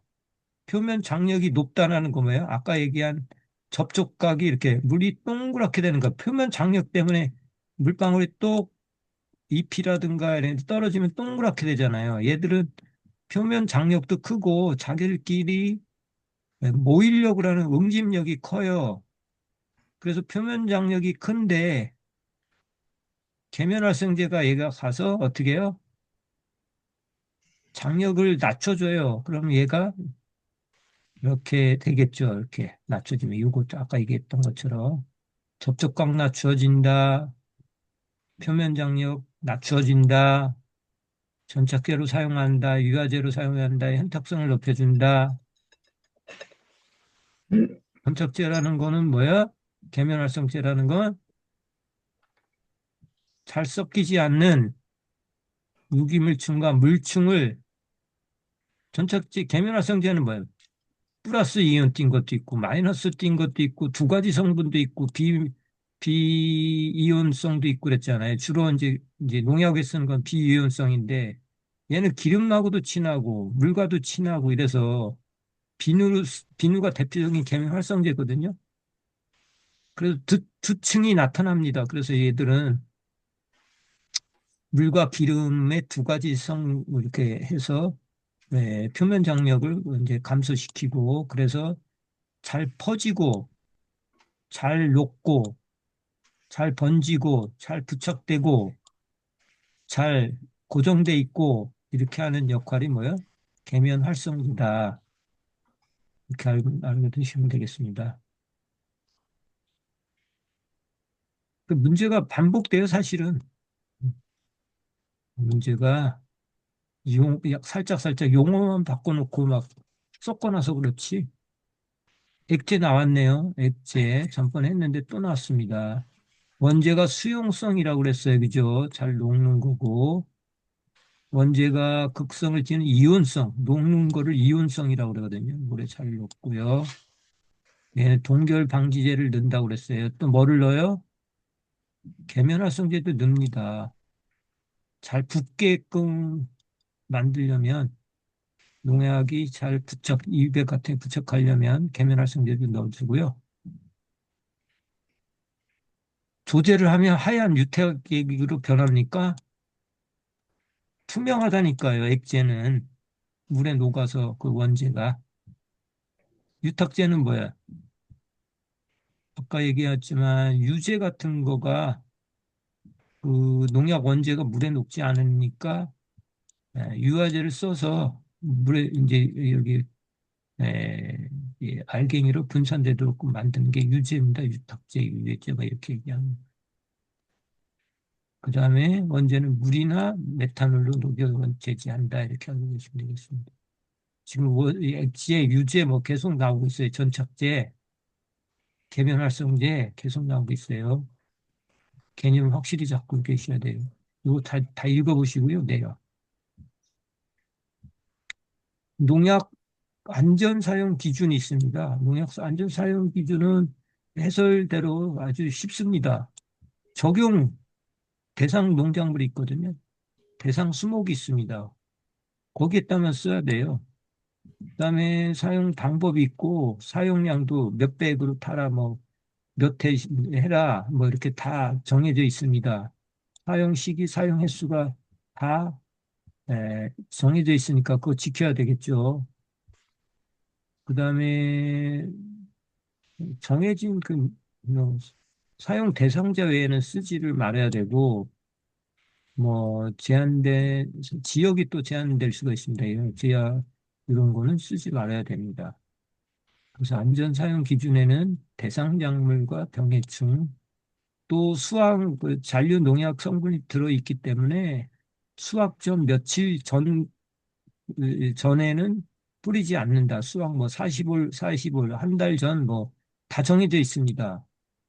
그다음에 몇 번을 언제 써라 이런 게 다 정해져 있고요. 그다음에 제형은 어떤 게 뭐 어떤 제형으로 쓰는 게 좋다. 수화제로 써라 뭐 이런 거 처리 방법 이렇게 희석해서 써라 뭐 이런 게 다 나와 있고요. 사용 시기 최대 몇 번까지 써라 이런 게 돼 있고요. 전착 사용 여부 및 사용량 이런 건 정해져 있지 않습니다. 이거는 뭐 농민이 사용하면서 필요할 때 쓰면 되겠습니다. 전번에 전착제 안 쓰는 데가 있다고 그랬죠, 그죠? 뭐가 있다고 그랬어요? 드론 방제 이렇게 하고 할 때는 예? 전착제를 쓰지 않는다 그랬어요. 왜요? ULV라고 그래갖고 드론이나 원액 같은 것이 골고루 퍼져야 되는데 전착액을 넣게 되면 잘 분산도 안 된다고 그랬잖아요. 그래서 전착제 사용 안 하는 데도 있다 알고 계셔야 됩니다. 그다음에 제초제에 대한 게 많습니다. 제초제 저항성 잡초 관리 방법으로 옳은 거, 옳지 않은 거 종합 방제를 하면 좋겠죠. 모든 거는 농약 쓰는 것보다 뭐 생물적 방제 뭐 이런 걸 쓰는 이런 것도 더 쓰는 게 좋습니다. 농약을 많이 사용하는 것보다 종합 방제, 종합적 방제를 이용 많이 해야 되겠고요. 아주 쉬운 거죠. 제초제 사용량을 늘려서 자주 처리한다. 말도 안 되는 거죠. 네. 일단 정해진 사용 방법과 사용량을 반드시 지켜서 음, 그 정액대로 써야지 자주 처리하면 안 되겠습니다. 작용 기작이 유사한 제초제의 연용을 피한다. 제초제를 뿌리는데 같은 작용을 하는 거는 뿌리면 안 됩니다. 왜냐하면 듣지 않거든요. 그러니까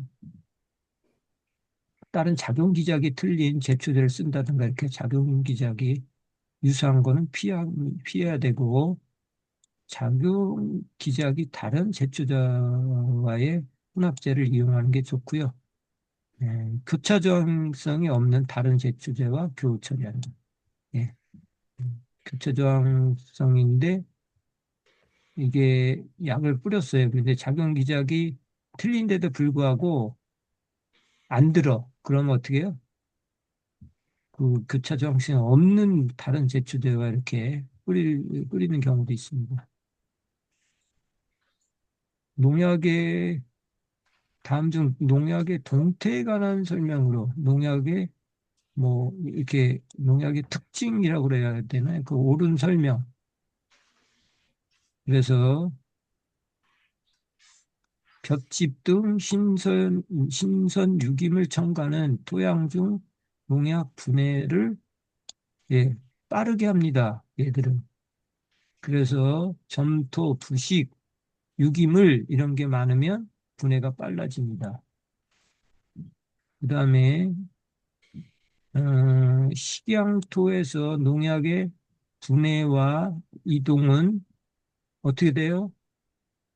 느려지고 잔류는 많아집니다. 왜냐하면 식양토 같은 경우는 점토 성분이 많으니까 어떻게 해요? 거기에 붙어 있는 게 흡착될 확률이 높겠죠. 그래서 속도도 느려지고 잔류는 많아집니다. 그다음에 농약 중 토양 중에 농약의 분해는 주로 에, 화학적 분해이고 미생물 분해는 없다? 아닙니다. 이 토양 중에 이게 없어지는 거, 소실이라는 게 분해, 없어지는 거잖아요. 그 농약 중에는 농약이 토양 중에서 어떻게 소실이 되냐? 물리적 소실이 있고요. 화학적 소실이 있고, 그 다음에, 뭐 미생물, 뭐 생물적 그런 거를 이용할 수도 있습니다.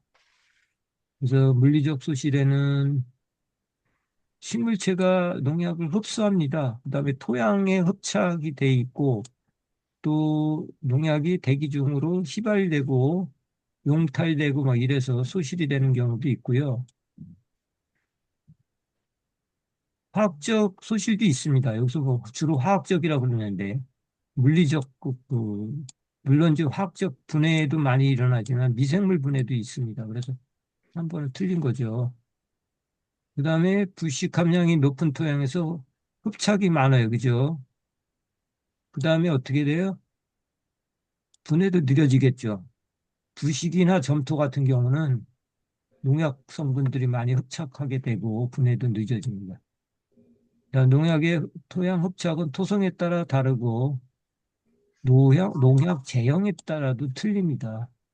제형이 어떤 거에 따라서도 틀립니다. 그래서 토양 중 농약의 이동은 토성, 점토 광물의 종류라든가 유기물 함량 등에 따라 이제 틀리고, 토성에 따라 이제 다 틀리다는 얘기죠. 그래서 부식, 점토, 유기물이 많을수록 흡착도 크고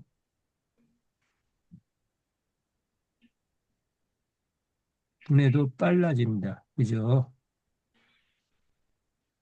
아, 분해가 이게 해설을 잘못했네. 분해가 늦어집니다. 이게 그죠? 분해도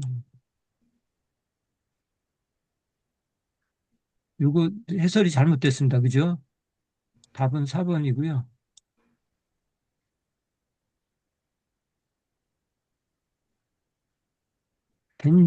벤조일 유레아라 그랬네. 벤조일 유레아계 살충제. 여러 번 했죠? 그죠? 금방 고를 수 있죠? 곤충과 포유동물 사이의 선택성이 높다.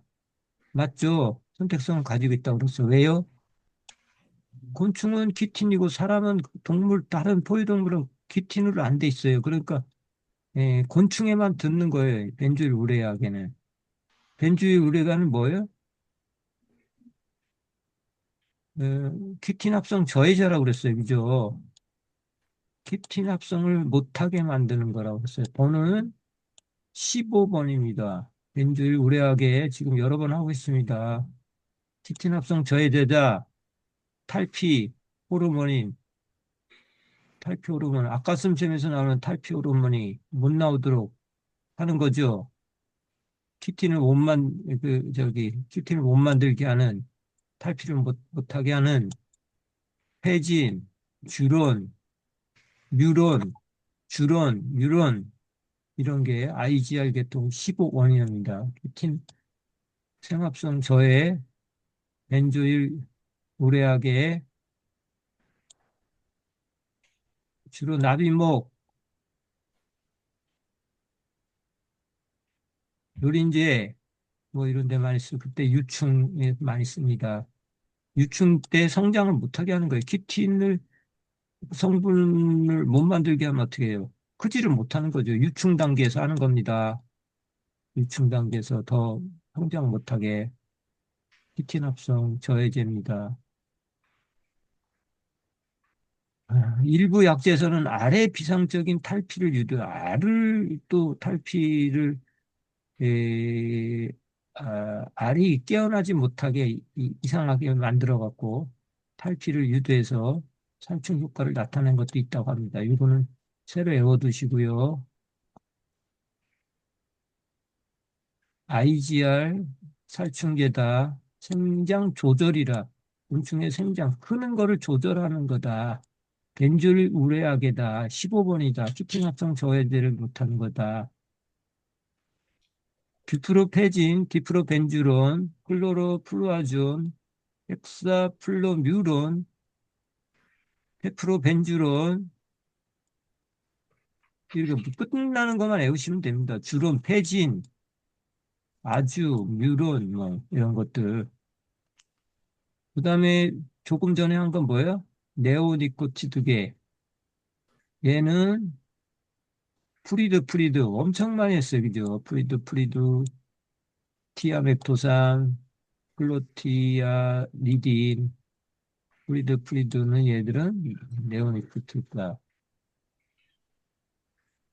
얘는 뭐라고 그랬어요? 티아맵토산 뭐예요? 얘는 이거라고요. 네오니코티드계라고요. 지금 이 뭐 이렇게 반복되니까 그렇게 어렵지 않죠. 내가 볼 때는 농약도.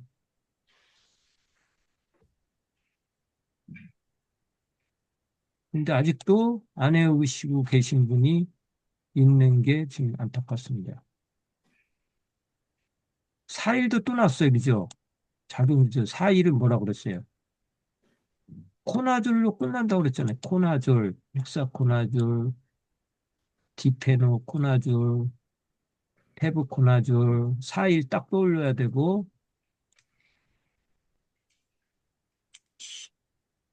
처리 농도가 높였을 때 얘들은 억제를 합니다. 생장. 얘들은 4일이고요. 세포막 에르고스테롤 생합성 저해제라고 그랬잖아요. 스테롤 합성을 못하게 하는 거예요. 스테롤. 사스 이렇게 외우시라고 그랬나요? 사막사스 뭐 이렇게 외우시라고 그랬잖아요. 사막사스 나졸. 세포막 구성 성분이 인지질 생합성을 정화하는 겁니까?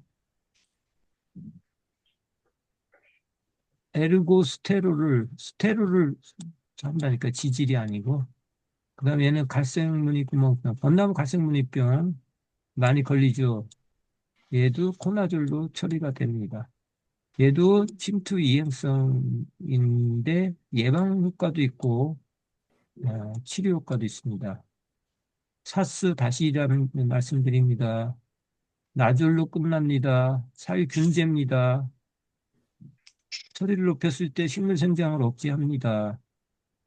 세포막 에르고스테롤 생합성을 못하게 하는 막의 기능을 저하시키는 겁니다. 4일입니다.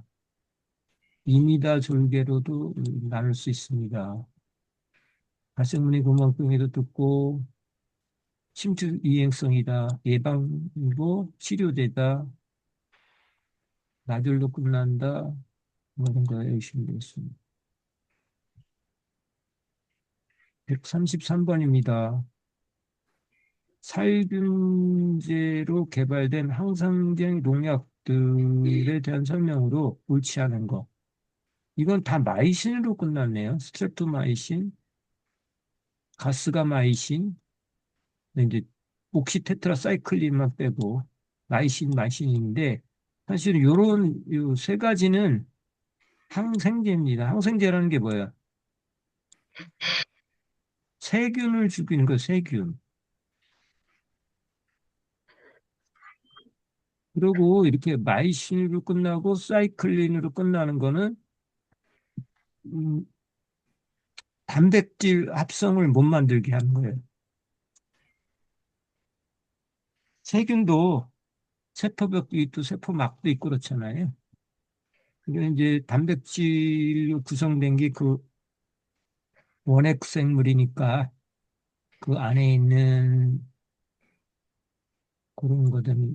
그런 것들, 그 세포막이라든가 그 이런 게 단백질로 구성이 되어 있는데 얘들은 이 마이신으로 끝나는 것들은 그렇게 못하게 하는 겁니다. 단백질 합성 시기에 합성 초기에 단백질을 많은 합성 초기에 뭐 못하게 하는 이런 게 가스 마이신이 있고 스트랩토마이신은 요것도 합성 개시기 때 이제 못하게 이제 이때 단백질을 못 만들게 하는 종류가 되겠습니다. 지금 살균제 중에서 항생제를 설명하고 있고요.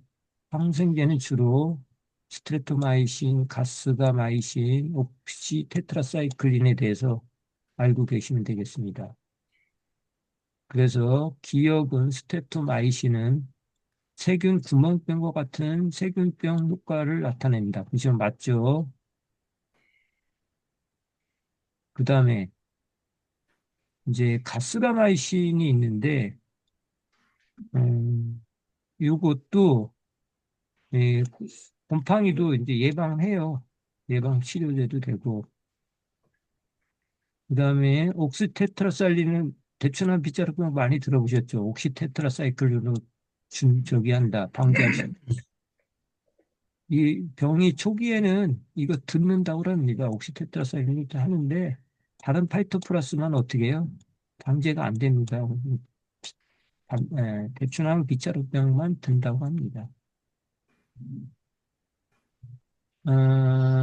바리다마이신 같은 경우는 이것도 곰팡이 그러니까 잔디 갈색 입마름병 같은 거에 이제 사용을 하는데 계속해서 쓰면 저항성이 이제 돼서 저항성이 생겨서 주의해야 된다 이런 내용입니다.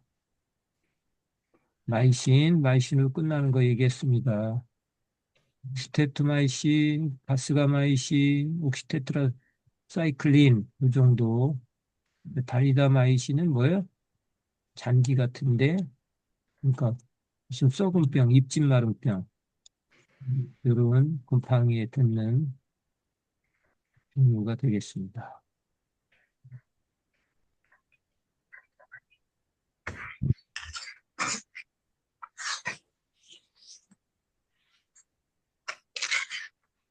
이거는 제초제 블로와 지퍼프라는 게 있습니다. 지퍼프, 블루와 지퍼프, 피뷰틸, 이건 좀 어려웠던 건데요. 이거는 화분과 잡초만 방지하는 선택적 제초제라고 합니다. 화분과 잡초만 방지한다. 벽과 식물에는 제초제의 플루와 지퍼프, 피뷰틸입니다. 피뷰틸. 벽과 식물의 살초 효과가 같다. 벽과 식물을 죽이는 거죠.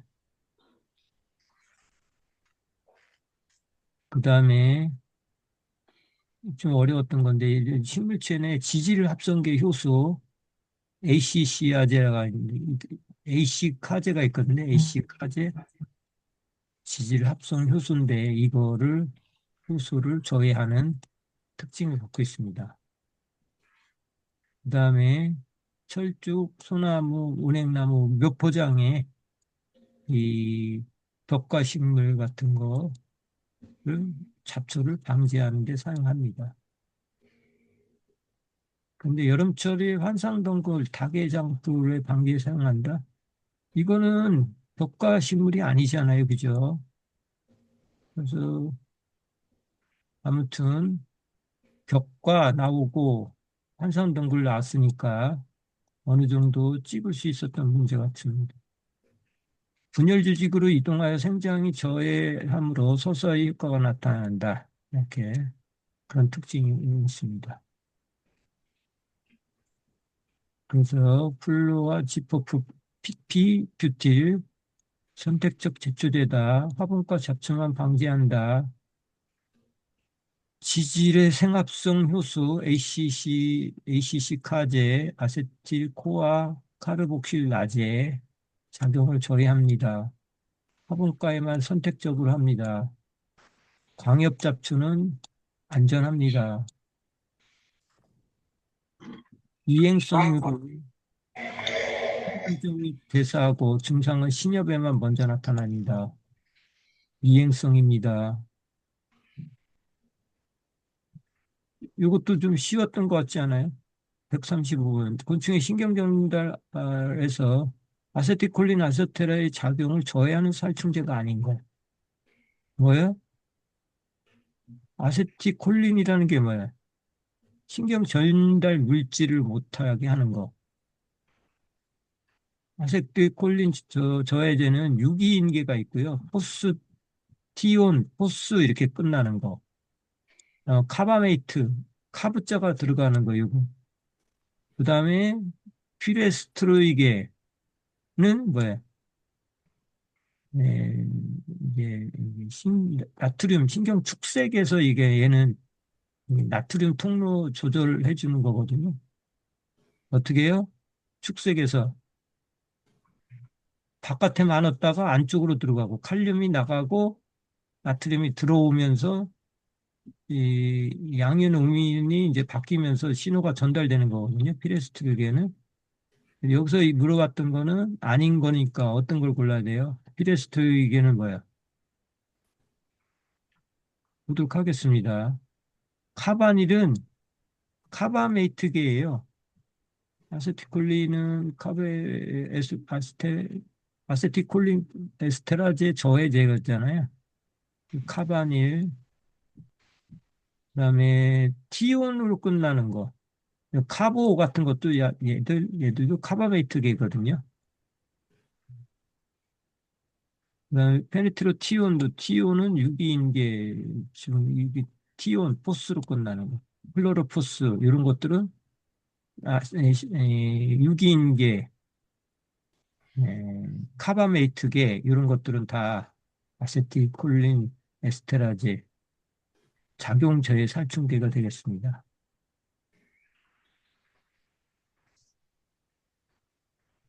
비페트린, 트린으로 끝나는 건 뭐라고요? 합성 피레스테로이드에 살충되고 얘들은 신경축소의 나트륨 통유이다. 트린과 티온포스, 카보 요것만 구분했으면 풀 수 있었던 문제 같습니다. 아세티콜린, 에스테라제, 신경전달 물질 차단. 그리고 136번부터는 이제 사실은 이제 이 11월 달 말, 12월 초쯤 나올 겁니다. 이게 살리는 거 이제 기본 방침.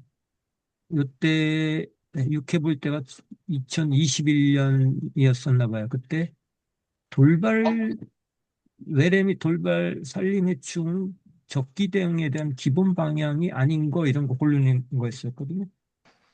그래서 돌발 이런 건 어떻게 해요? 친환경 방제 추진으로 친환경은 없습니다. 이런 거 돌발 외래 이런 거는 그다음에 외래 돌발 해충 발생 시 즉시 전면적으로 방제를 해서 피해 확산을 조기에 저지해야 되는 거고요. 지역별 방제 여건에 따라 방제를 추진하고 자율성, 책임성을 부여한다. 자율성과 책임성 부여, 예찰 조사를 강화해서 조기 발견, 적기 방제, 협력 제재 정착으로 피해를 최소화한다.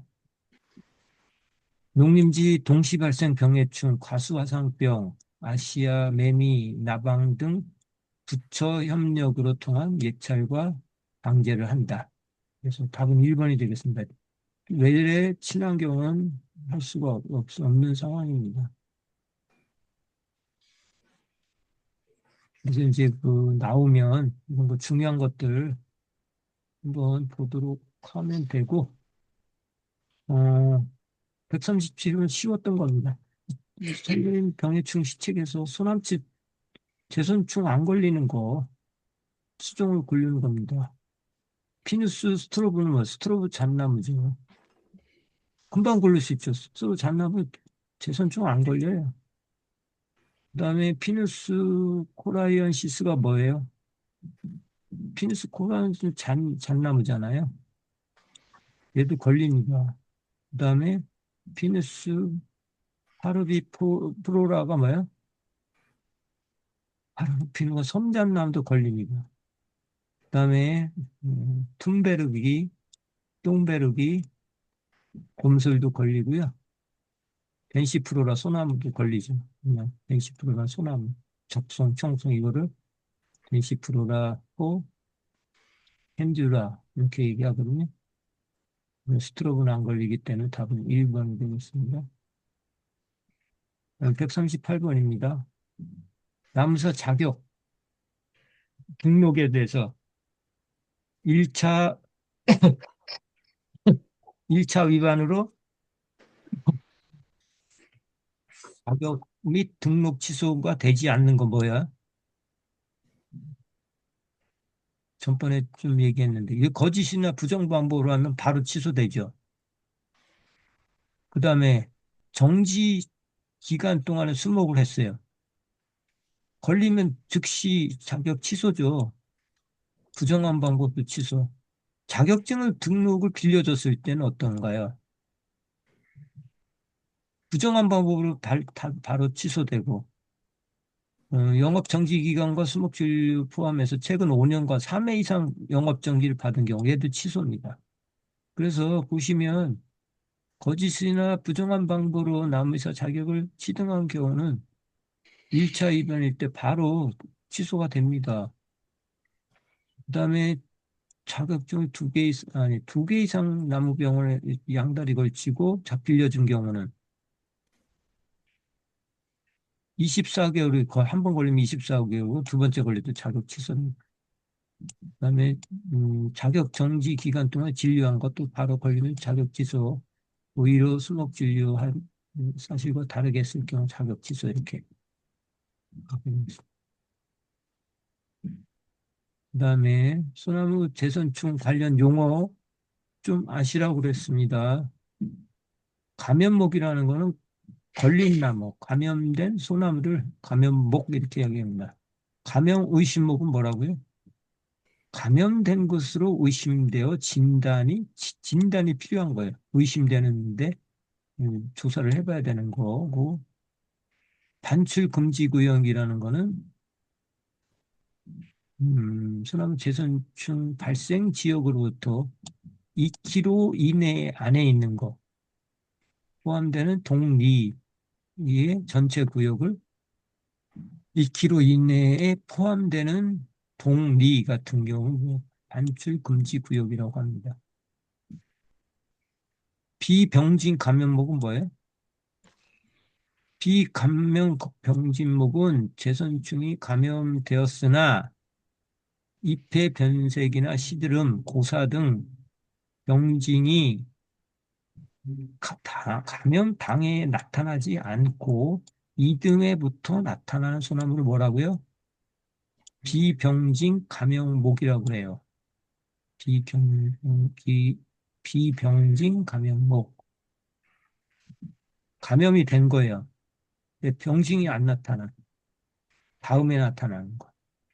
그다음에 저명선단지라고 있는데 감염목으로부터 2km, 여기도 2km네요. 2km 이내, 2km 이내. 다른 감염목이 없을 때 해당 감염목으로부터 반경 2km 이내의 지역에 있는 것. 그거를 점형선단지, 감염목으로부터 직경 이내에 다른 감염목이 없을 때 해당 감염목으로부터 2km에 있는 거를 점형선단지. 그러니까 뭐야, 어떤 거야? 2km 이내에 있는데 얘의 또 2km 안에 있는 거. 그 점형선단지. 2km 내에 있긴 있는데 다른 감염호가 없고 얘만 있어. 그럼 이 주변에 또 2km로 얘기하는 겁니다. 이거는 병해충 발생 뭐 예보 구분법인데 에, 세부 네 가지 기준이 있었나 봐요. 그래서 똑같이 적용될지는 모르겠어요. 올해 같은 경우 뭐 이렇게 해서. 아무튼 네 개가 있었는데 그걸 보도록 하겠습니다. 관심이라는 거, 발령이 있어 관심. 관심. 약간 조금 희미하게 보이는 거죠. 그죠? 어떤 거요? 순리복발이 강김나무종 미국 흰불나방. 자, 그 예측 시기를 기점으로 2개월 전에 이제 발령을 하는 거를 분류라고 합니다. 순리복발이 강김나무종 미국 흰불나방 등 우화 시기 예측이 가능한 사전 예보.